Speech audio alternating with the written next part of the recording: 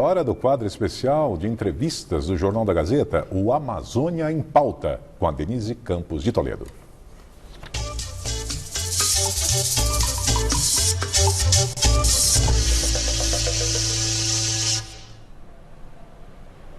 No Amazônia em Pauta de hoje, nós vamos falar da pauta ambiental no Congresso, reforma tributária verde, vamos falar também do diálogo com o agronegócio, as propostas do governo para a Amazônia e a imagem do Brasil no exterior. Eu converso com o Rodrigo Agostinho, deputado federal pelo PSB de São Paulo, presidente da Comissão de Meio Ambiente da Câmara e coordenador da Frente Parlamentar Ambientalista do Congresso. Deputado, boa noite. Boa noite, Denise. É um prazer estar falando com vocês sobre um tema tão relevante. Bem, deputado, eu gostaria de começar falando sobre a pauta que o governo vem apresentando, algumas ideias que têm causado aí muita apreensão junto aos ambientalistas, a questão do garimpo na Amazônia, em áreas de reserva dos indígenas, a preocupação toda que se tem com a flexibilização de várias regras, a não preservação de reservas, a regularização fundiária. Eu queria saber como é que o senhor vê a posição do governo e essa política oficial. Bem, vamos lá. O desmatamento das florestas tropicais, notadamente a Amazônia, e no Brasil Cerrado também, de maneira muito intensa, não é algo que vem desse governo. Nós já temos um histórico de desmatamento acelerado há um bom tempo. O que a gente vê é que a narrativa do atual governo ajuda e muito, incentiva esse tipo de prática. Nós já perdemos na Amazônia 43 milhões de hectares para pastagens e 6 milhões de hectares na Amazônia para agricultura. Nós estamos perdendo mais ou menos 1 milhão e meio de hectares de floresta por ano. Isso é um ritmo muito grande. A floresta que é derrubada, ela acaba sendo queimada no ano seguinte, né? Então é sempre um ciclo anual, onde a floresta que é derrubada, ela é queimada. E esse fogo acaba se alastrando para as áreas vizinhas, fica sem controle, e o mundo inteiro não aceita mais isso, né? O Brasil é o país que mais derruba floresta tropical no mundo, a gente derruba de 3 a 4 vezes mais do que o segundo colocado, que é o Congo, e nós derrubamos de 7 a 8 vezes mais do que o terceiro colocado, que é a Indonésia. Acontece que o Brasil tem 20% das espécies vivas do mundo. Nós temos uma biodiversidade muito rica e o mundo não aceita mais, num período que a gente está em mudanças climáticas, o mundo está se aquecendo, os incêndios florestais são mais frequentes. O mundo não aceita que a gente continue derrubando as florestas. E as pessoas acabam achando que isso é uma ingerência de outros países. Na verdade, não é uma questão de ingerência. Na verdade, a gente precisa fazer a nossa lição de casa. A gente tem um patrimônio muito rico e a gente não pode desperdiçar tudo isso. Agora, deputado, qual que pode ser o papel do Congresso nesse processo todo? Eu citava algumas propostas encaminhadas pelo governo. Se fala, por exemplo, da necessidade de regularização fundiária de muita gente que trabalha na região próxima à Amazônia há muito tempo, tem ocupação das terras, mas vive de uma forma ilegal. Como é que o Congresso pode colaborar com isso e com outras medidas que têm sido propostas? A regularização fundiária para as pessoas que vivem nos assentamentos da Amazônia é algo importante. Mas dizer que a regularização fundiária vai combater desmatamento, isso é uma aberração, é uma bobagem, né? Porque a pessoa que tiver a regularização do seu lote, ela vai querer desmatar o seu lote para poder plantar, para poder cultivar, enfim, para poder criar gado, que são as práticas que a gente tem hoje na Amazônia. Então, a regularização fundiária não combate desmatamento. A regularização fundiária para assentamentos é algo importante. Dependendo como ela for feita, ela incentiva um processo histórico de grilagem de terras. Nós temos ainda 40 milhões de hectares de terras públicas não destinadas na Amazônia e essas áreas precisam ser mantidas como floresta. Como valorizar e manter a floresta em pé, eu acho que esse é o grande desafio. Nós temos que criar uma economia para a floresta que envolva o turismo, a exploração de recursos madeireiros ou não madeireiros, né, como castanhas, açaí, enfim, turismo, uma série de medidas e até mesmo a conservação da floresta, até porque o mundo passa por um momento muito difícil de mudanças climáticas e onde a manutenção de floresta é importante para o mundo todo. O mundo tem historicamente ajudado no combate ao desmatamento, com doações internacionais, principalmente porque o mundo está preocupado, né? Essas mudanças vão impactar na produção de alimentos, vão impactar no clima, de maneira geral, de toda a população do mundo. Agora, deputado, o senhor vê com preocupação a regularização fundiária, a exploração de minério, o garimpo na região, traria preocupações muito maiores, não? A mineração, a Amazônia hoje é uma das áreas com a maior exploração minerária do mundo, né? Notadamente Carajás, na região de Carajás, mas é uma mineração profissional, com compensações ambientais, com licenciamento ambiental. O garimpo que é o grande problema, o garimpo hoje está ocupando os principais rios da Amazônia, estão destruindo os rios mais lindos do mundo, estão contaminando a água com mercúrio, o garimpeiro encontra um pedacinho de ouro ali, a sua pepita, no mesmo dia ele entrega para o dono da draga, do equipamento, ele acaba gastando com prostituição, ele enfia no bolso, ninguém, simplesmente não se paga imposto de absolutamente nada, ninguém ganha com isso. É um meio ambiente extremamente prejudicado. Hoje nós temos aí milhares de garimpeiros indo para a Amazônia, numa nova corrida do ouro, onde ninguém ganha absolutamente nada com isso.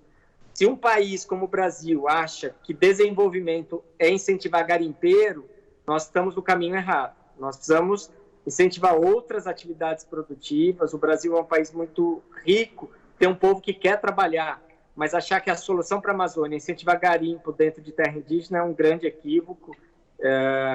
Tudo que se arrecada no garimpo é gasto ali mesmo. Tem muita gente trabalhando trabalho escravo para o dono da draga, para o cara que compra o ouro, para o cara que vende mantimento para esses garimpeiros. Enfim, é algo desumano, algo extremamente ruim. Os rios, como eu já disse, os rios mais lindos da Amazônia estão acabando no meio de terra, de erosão, de barro, para gerar que tipo de riqueza, né? Ninguém está ganhando nada com isso, pelo contrário. Agora, deputado, a gente vê os próprios proprietários rurais muito preocupados com essa situação de o Brasil ficar com a imagem mais comprometida no exterior e isso comprometer também as exportações, um setor que é muito forte no comércio internacional. A gente vê a preocupação até do setor financeiro, a área bancária, os grandes bancos formaram um conselho para discutir a preservação da Amazônia. Agora, como é que o Congresso, eu insisto nessa posição, o Congresso pode minimizar possíveis danos, tentar ajudar no controle dessa situação que o senhor coloca como em relação ao garimpo, em relação à ocupação das terras, o que se pode fazer de concreto? O Congresso está muito preocupado, mas de maneira muito clara, é importante a gente fazer essa análise. Não é a Câmara dos Deputados que vai lá combater o desmatamento ilegal, não serão os deputados que vão lá destruir equipamento ilegal dentro de terra indígena para o garimpo. Os deputados podem melhorar a legislação, podem preencher as lacunas. Nós temos várias oportunidades que nós estamos perdendo. Todo esse desmatamento está prejudicando a imagem do Brasil, está dificultando muito a entrada do Brasil na OCDE, está dificultando muito o Brasil poder ter um acordo consistente do Mercosul com o mercado europeu, com a comunidade europeia. Tenho dialogado muito com essas pessoas. O mundo inteiro está avançando na precificação do carbono, numa pauta de sustentabilidade, numa retomada mais verde no pós-pandemia. E o Brasil está na contramão, o Brasil ainda está correndo atrás das pessoas que desmataram o ano passado, né?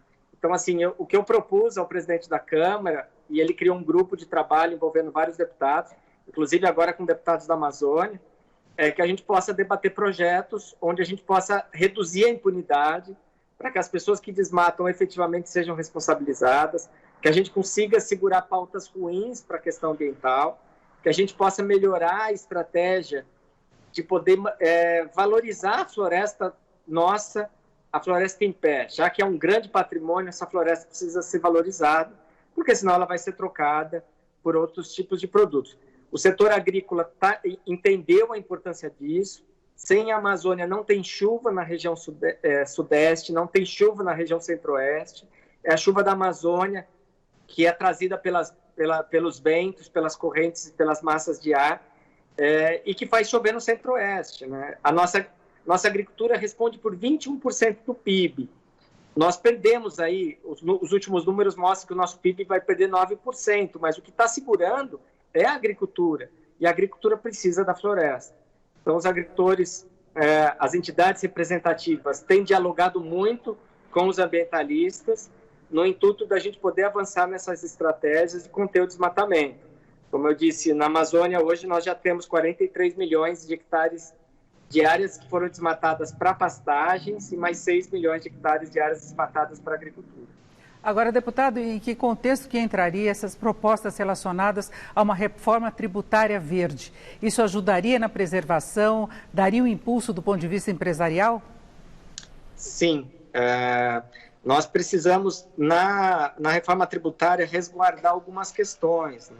Não dá para tratar a energia limpa igual a energia suja.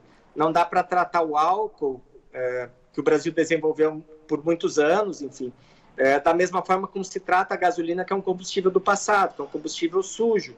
Não dá para tratar, por exemplo, os produtos oriundos da reciclagem da mesma forma que se trata os produtos feitos com matéria-prima virgem.